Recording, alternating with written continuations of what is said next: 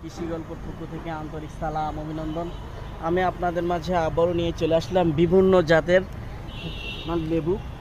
এখানে হচ্ছে ভিয়েতনামি আছে, তারপর বাড়িওয়ান মালটা আছে, তারপর হচ্ছে আপনার দার্জিলিং কমলা আছে, তারপরে হচ্ছে আপনার নাগপুর আছে। বিভিন্ন জাতের কমলা মালটা সবই কিন্তু আপনারা আমার কাছ থেকে পেয়ে যাচ্ছেন।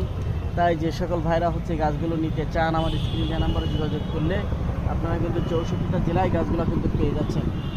তাই এখনই আমার স্ক্রিনে দেওয়া নাম্বারে যোগাযোগ করুন। আপনারা প্রত্যেকের বাসায় 2-1 পিস করে গাছ আপনারা হচ্ছে লাগায় রাখুন, যাতে আমাদের বাজার থেকে হচ্ছে ফলগুলো অনেক চড়া দামে কিনে না খাওয়া লাগে। আমরা যখন হচ্ছে নিজেদের দেশে আমরা এগুলো হচ্ছে উৎপাদন করতে পারবো, তখন কিন্তু হচ্ছে আমাদের দেশের মানুষ অনেক কম দামে কিন্তু হচ্ছে ফলগুলো খেতে পারবে।